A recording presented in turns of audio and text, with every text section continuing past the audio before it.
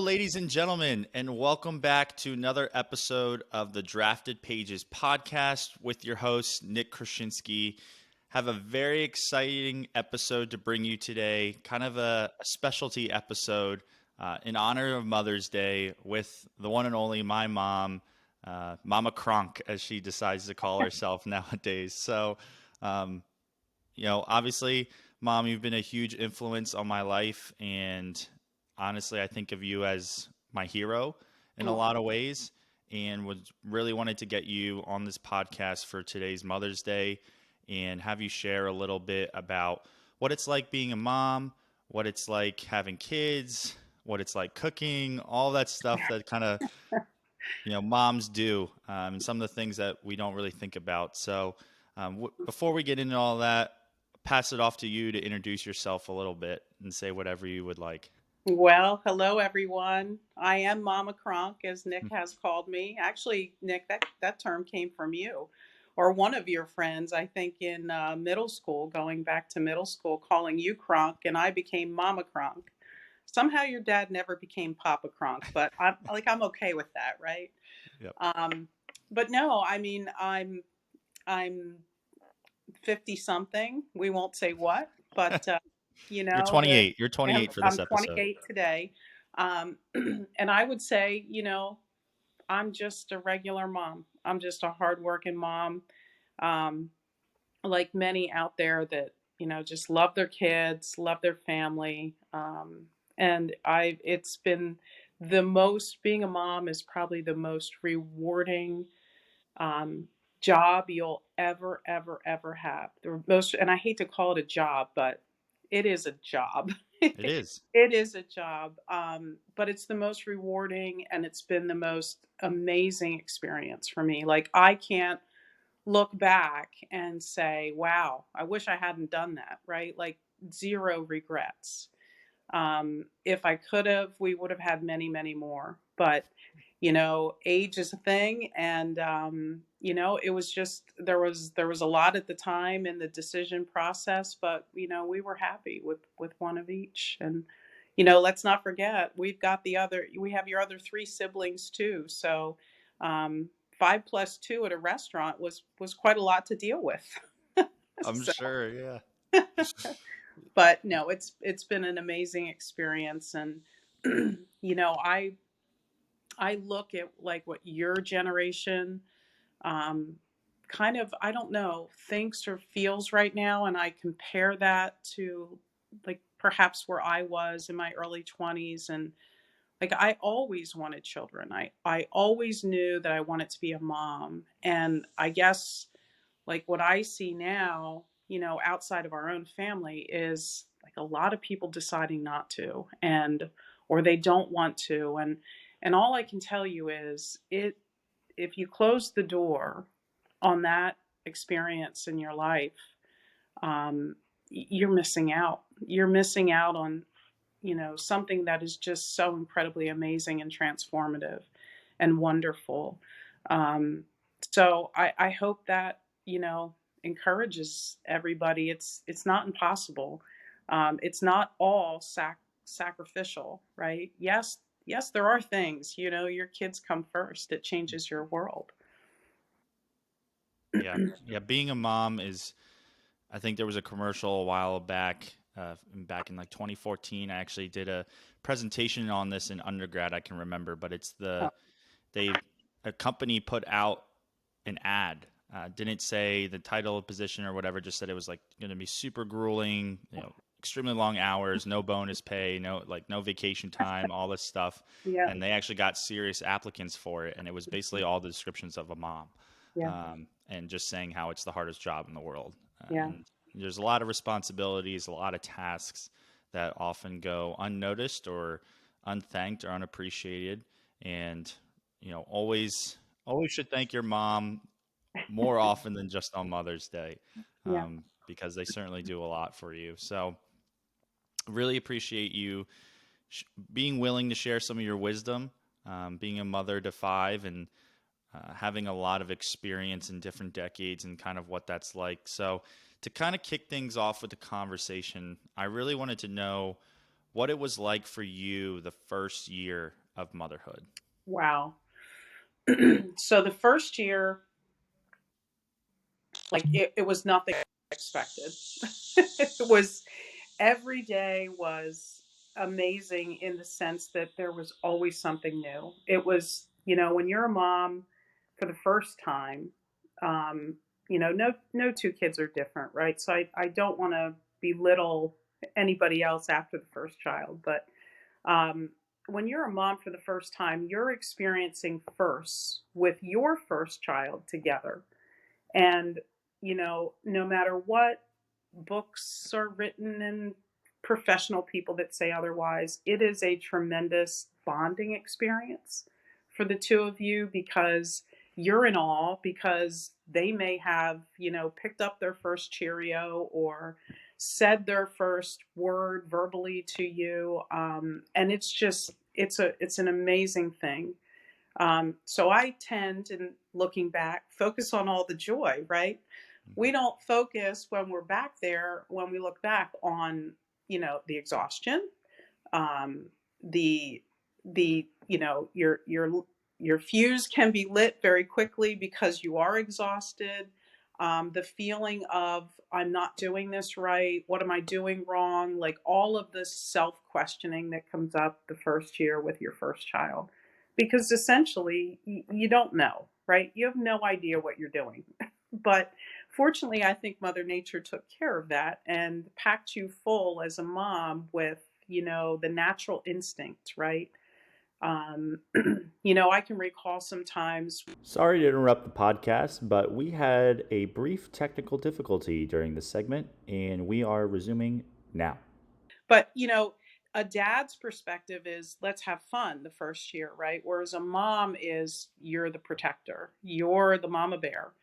And, that's an awesome role to have, but it's also like the two work together, right? They fit hand in glove. You're there trying to keep your child safe. And, in the meantime, the dad's like throwing him in the air and, it's, it's, it's rewarding. I mean, the first year is rewarding. It changes everything. Your life is never, ever, ever the same, but in a good way, in a very good way. It's never, ever the same. Mm.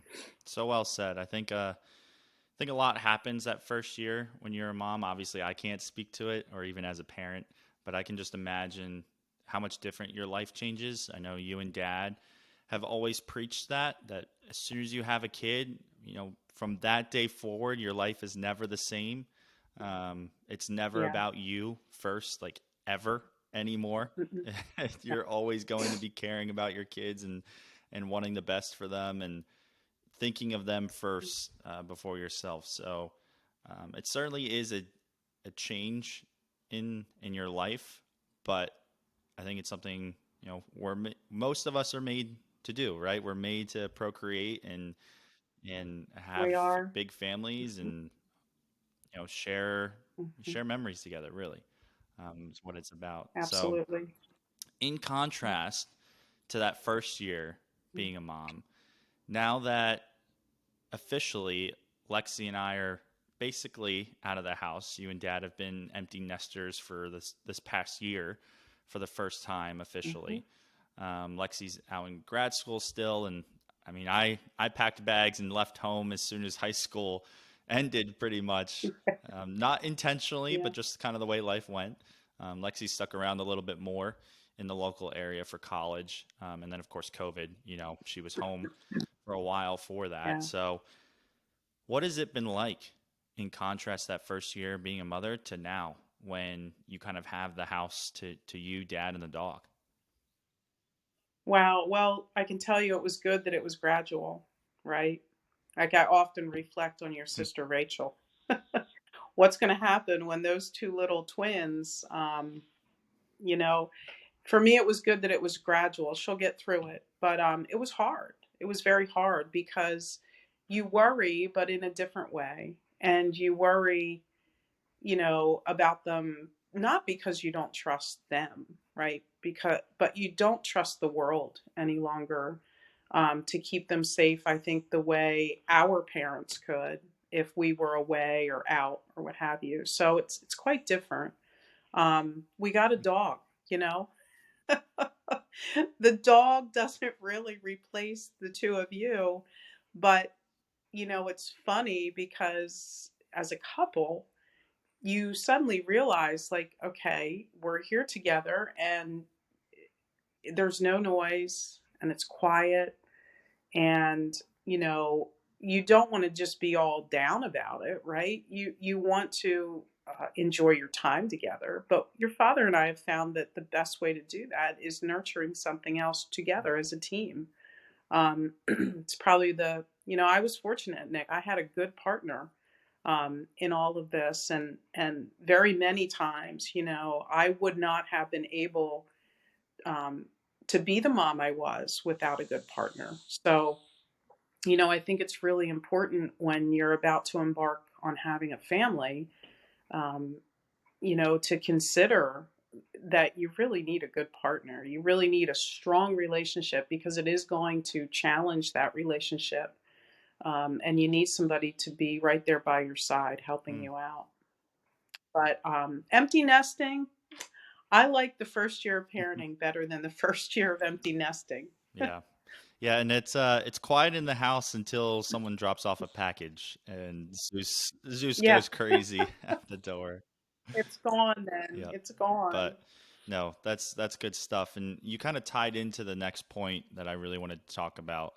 You said looking for a good partner and making sure you have that when Mm, starting a family. mm, Obviously, you and dad have had a great marriage, um, and have really demonstrated amazing qualities to look for in a partner.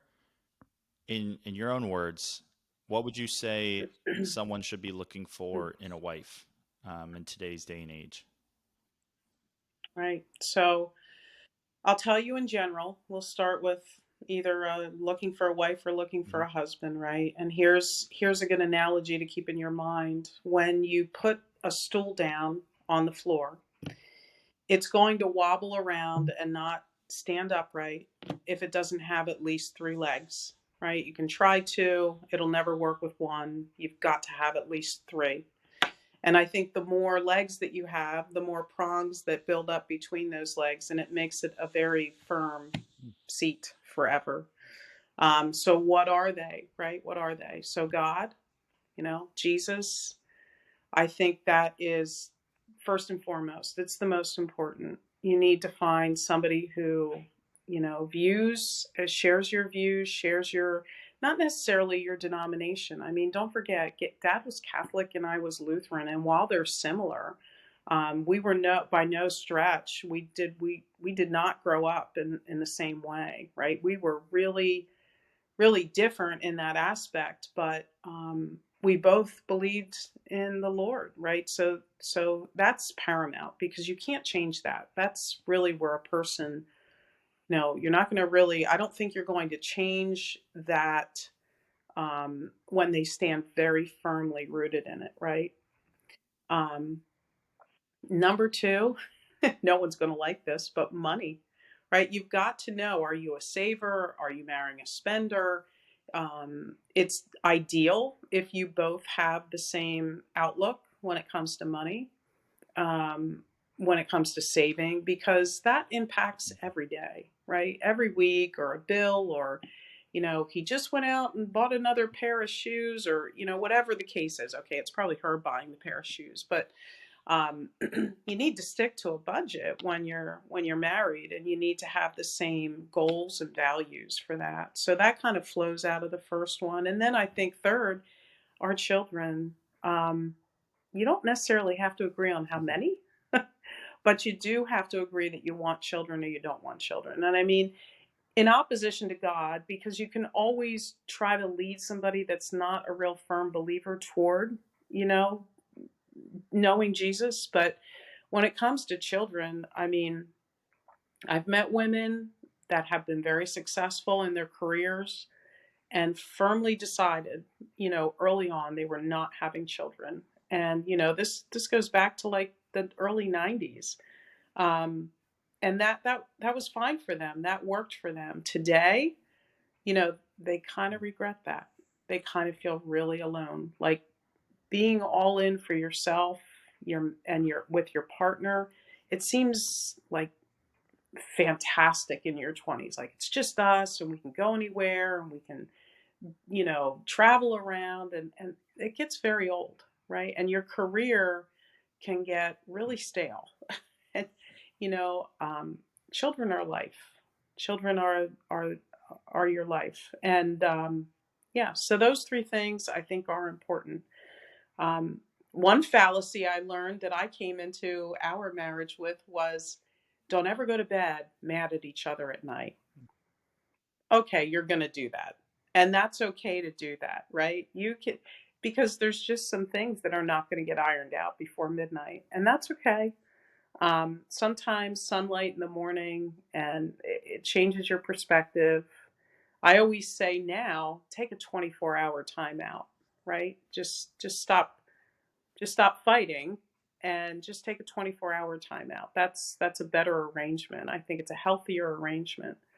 Um, and I think it won't be 50-50 all the time, right? I was always taught, well, marriage is 50-50 and blah, blah, blah. And he does this and you do that. And it's always 50-50. No, it's not. Many times it's 90-10. Sometimes it's 100-0. Um, but you have to respect one another. And, I think that's really, really important. If I can, it's really important for a wife to respect her husband. That's the number one thing that's important to them as males. They need it, they have to have it. And, without sounding, I don't know, maybe a little weird or whatever, but, Jesus made us, he made woman from what part of the man? He made From woman Adam's rib. Yep. from the rib.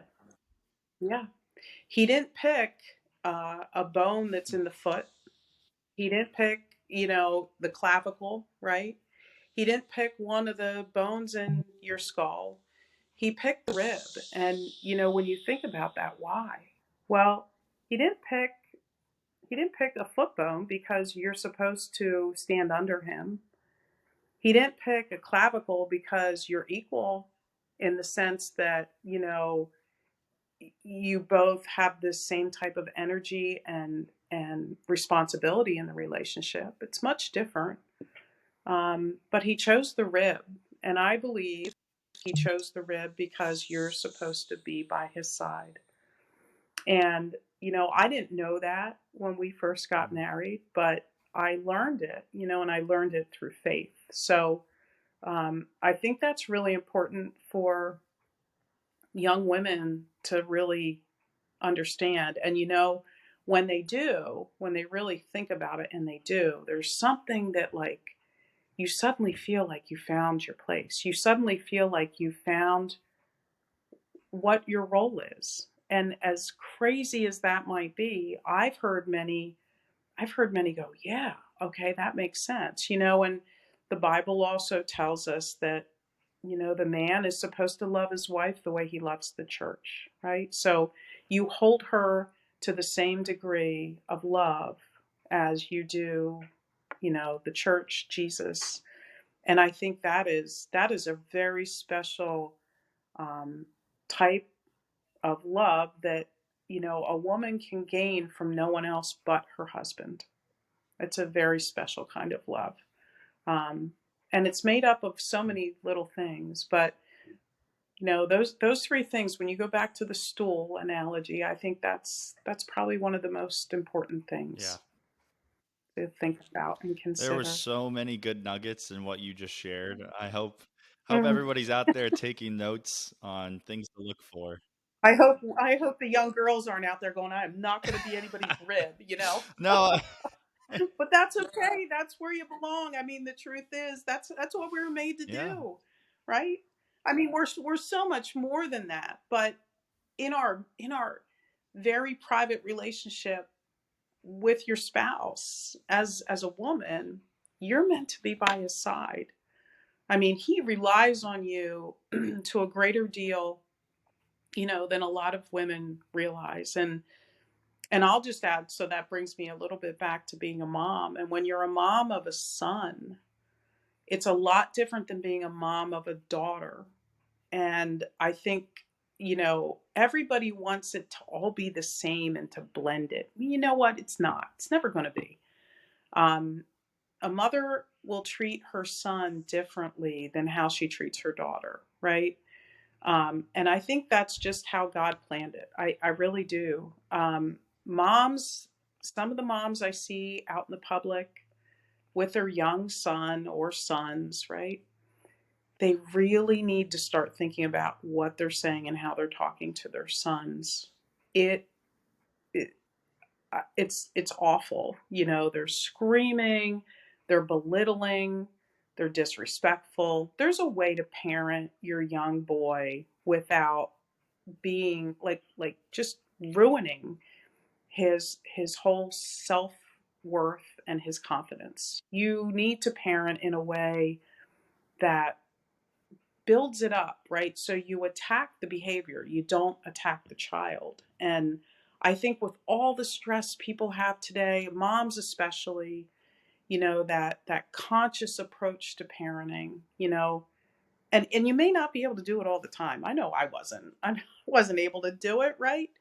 But if you can do it a lot more than you don't, you're winning, right? Because life, I'll tell you what will happen, right? For those moms that belittle their sons and talk down to them and, you know, don't focus on the behavior, but they're, you and everything is about the child instead of about the behavior. Fast forward 20 years. You know what he's going to marry? Somebody who also belittles him, somebody who also cuts him down, somebody who also isn't respecting him. And, that's Mm. not what you want. So, oh, we're getting really Yeah. serious here.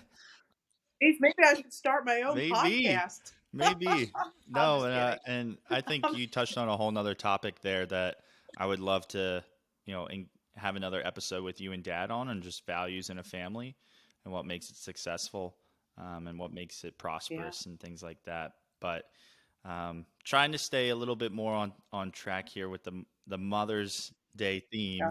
mom thing. Not that you shared Hmm. anything wrong there. I think you shared a lot of good nuggets, and I think that stool analogy was great.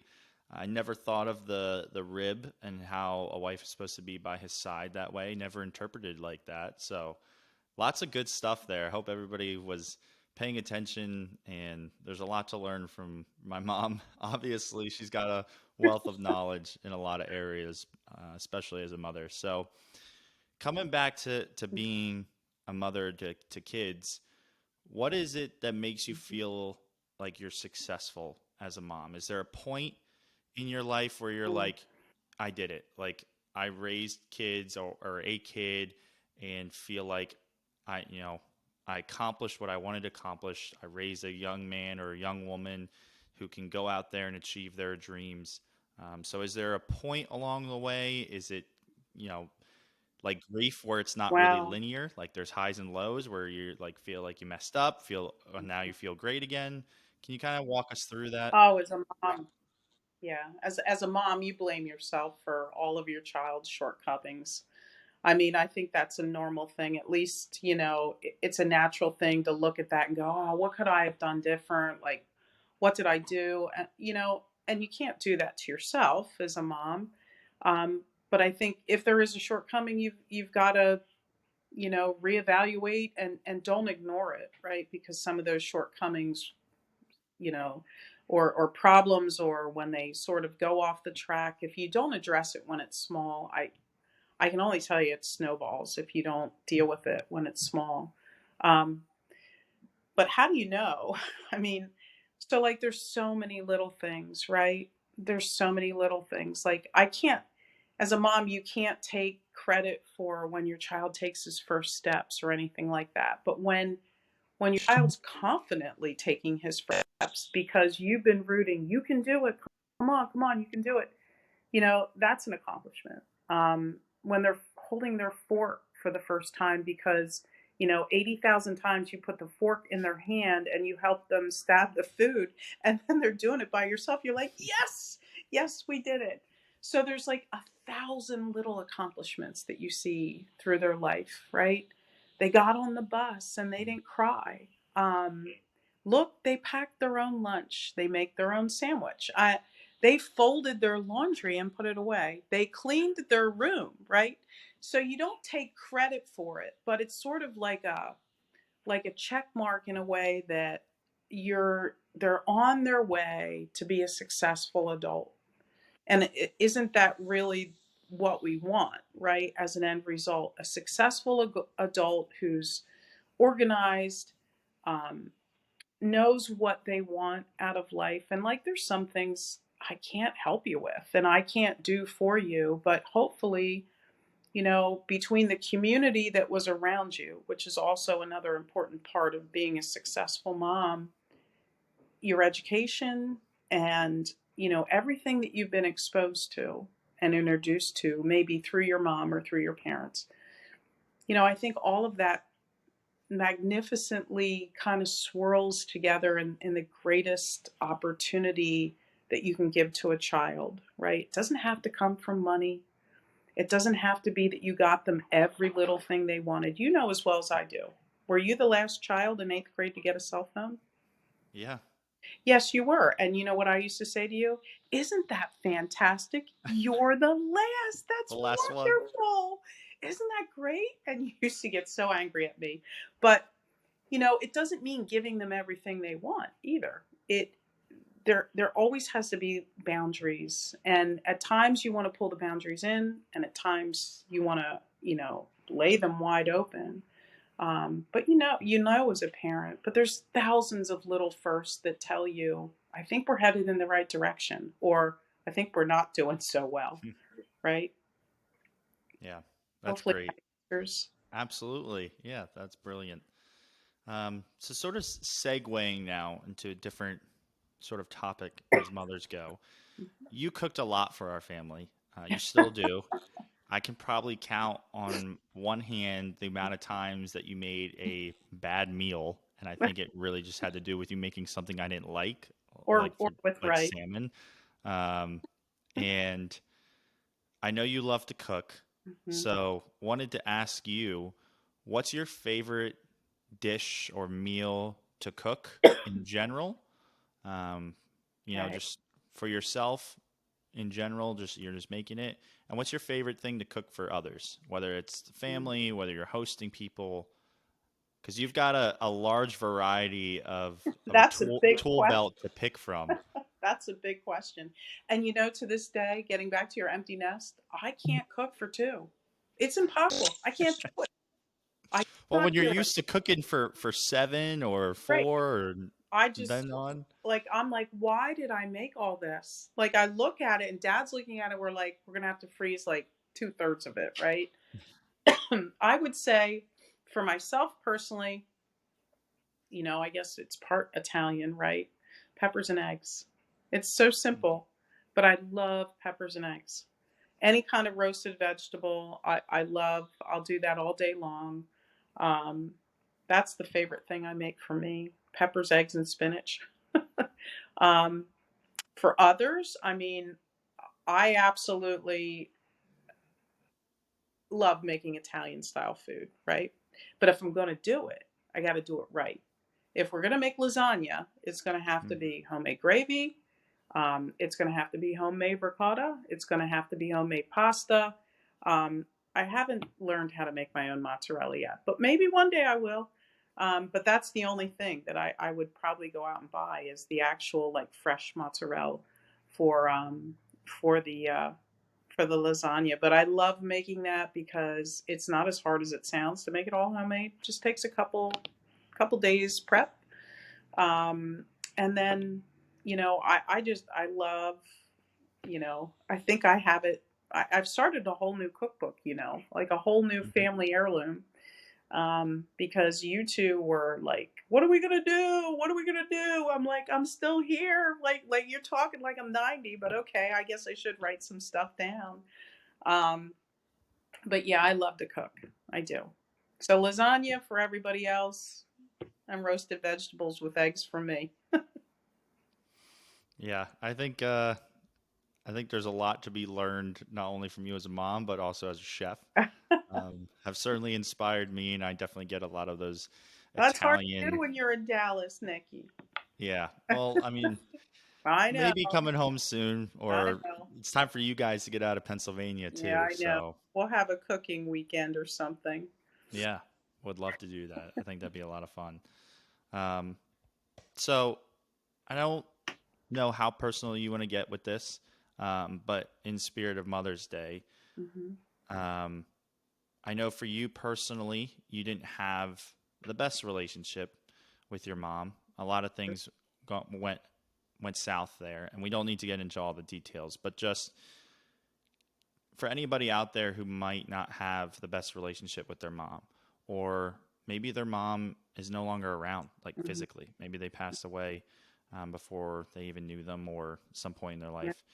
Can you kind of explain what it's been like to maybe go through some of that grieving process, some of that pain, Hmm. maybe some forgiveness and things like that? Yeah, well, I'll say first off, um, here's a phrase I never understood until I had to walk through it. It was people would say, forgiveness is for yourself. Forgiveness is for yourself. I'm like, no, when I'm saying I'm sorry to somebody, that's because I made it wrong for them. And I mean it. So how can I forgive someone when they didn't even ask, for forgiveness? And, you know, I will just say that once you walk through forgiveness, even if the person probably doesn't regret or didn't want forgiveness, you release a whole lot of pain and a whole lot of anger, maybe that you had trapped inside that you didn't even realize. And it's a process, right? You can't just sit down one day and go, well, I'm going to forgive them. It's a process, but you'll know when you reach it because you finally are you're done with that like dark anger or dark pain. It's gone. Uh, so I will say to anybody going through a difficult relationship with their mom, um, focus on maybe some females that are around you, maybe older females, but they wouldn't have to be, that you look up to, that you admire, that are good moms, right? Uh, Take a look at what they do and, sort of absorb that goodness from them because the reality is not all moms are like, um, you know, what I went through. There's very, very good moms. What I take away from my whole awful experience is that it made me a better mom. Even growing up, and every child goes through it. You can be the perfect parent. Every child will say to themselves at some point or multiple points, when I'm a mom or when I'm a dad, I will never blah blah blah. We all do it, right? In my case, I actually meant it and probably followed through on it. But, so it made me a better mom. So, how can I have such disdain to carry around when it's made me a better mom? Um, but for those that, don't have a mom or lost a mom, and I know many people, it's hard. It's a hard day for them.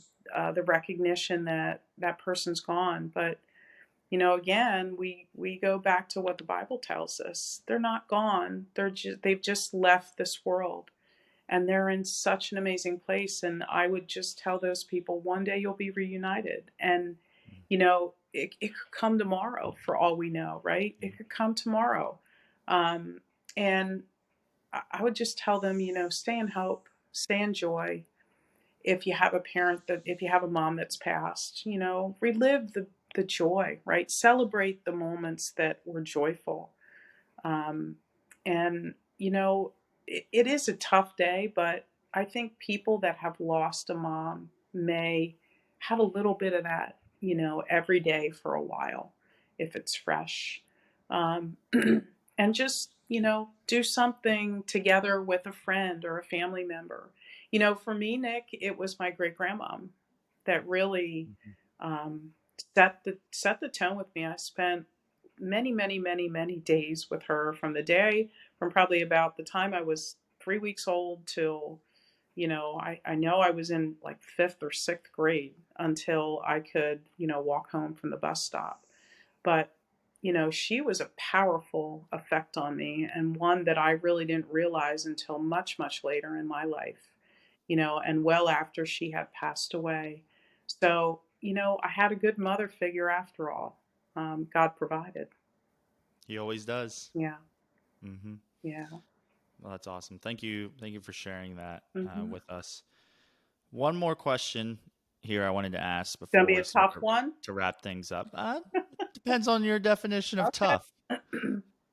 So, for all of the young couples out there, whether they're engaged or married, and getting to that point where they want to have kids, they're thinking about having kids, but there's just so you could read all the books in the world you want to prepare for it, but like you and Dad have said, until you actually have them, everything's everything's gonna be out of whack. So, what's something maybe that you learned, whether it's personal or general or multiple things, Hmm. just advice that you would give to a couple in that stage that no one really tells you Yeah.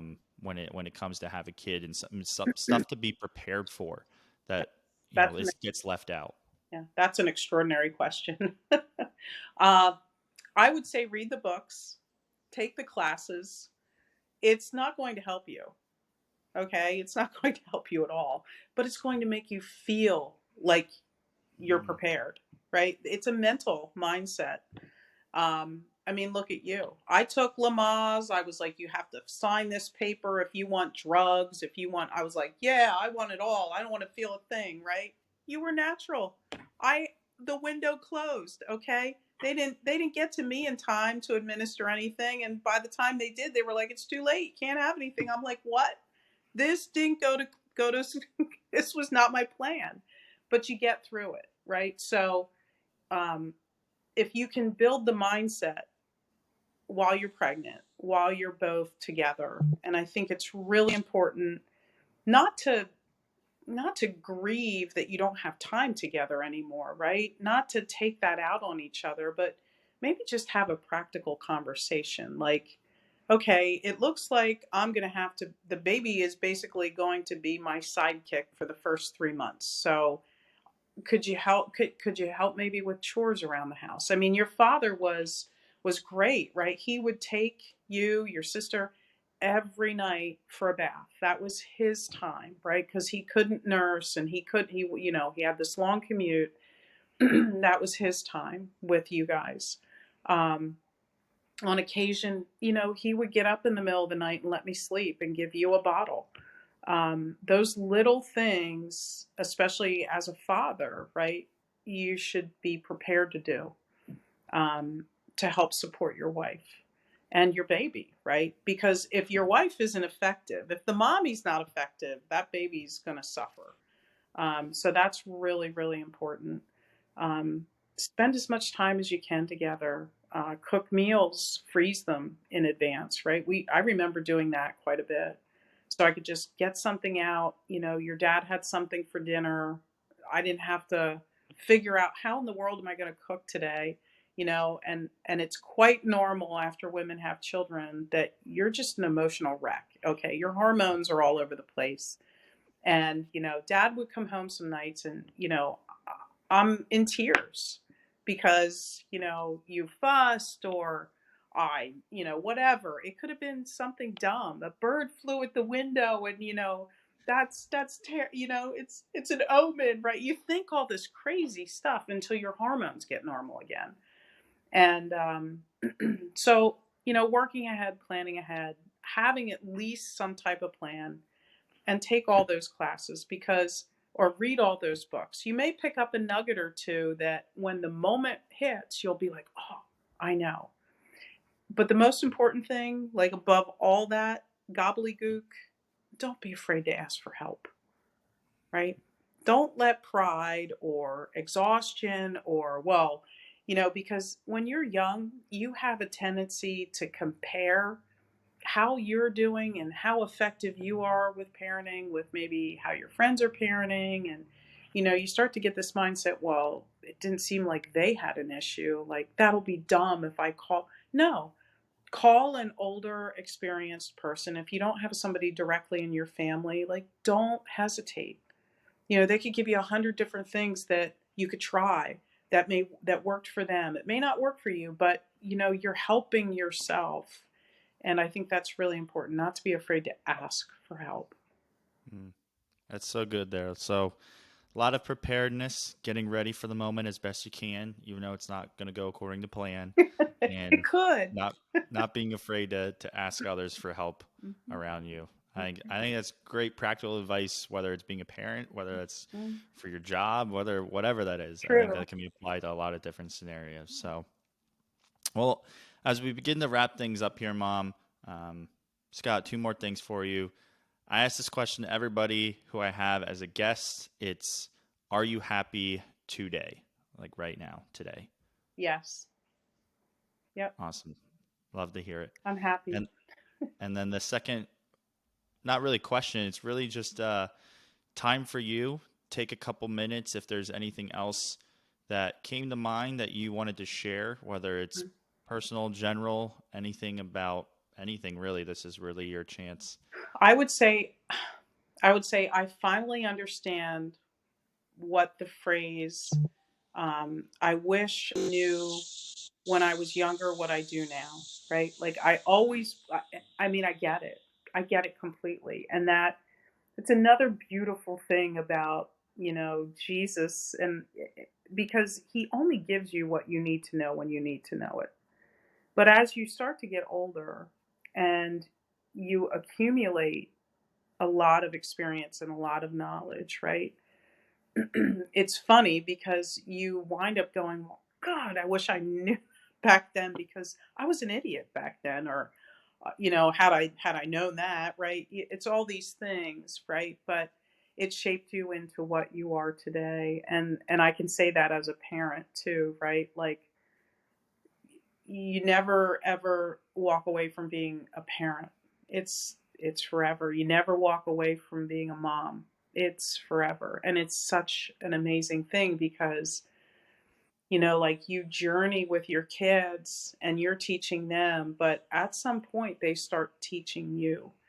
And I think I'm there at that moment where you're taking it in from everything and it's just this amazing place. And it's also amazing because when you get to be over 50, you don't care what other people think anymore, right? You're that zero F given. You say what you want, and you don't really care if it offends people. And surprisingly, people like the truth, right? They're tired of, all the little phraseology and all the stepping around you have to do with some things, but they appreciate the candor and the truth. Hmm. Yeah. Wow. So that's it. Words of wisdom from Mama Kronk. Lots of nuggets shared today. Definitely got a lot out of it. I learned something new.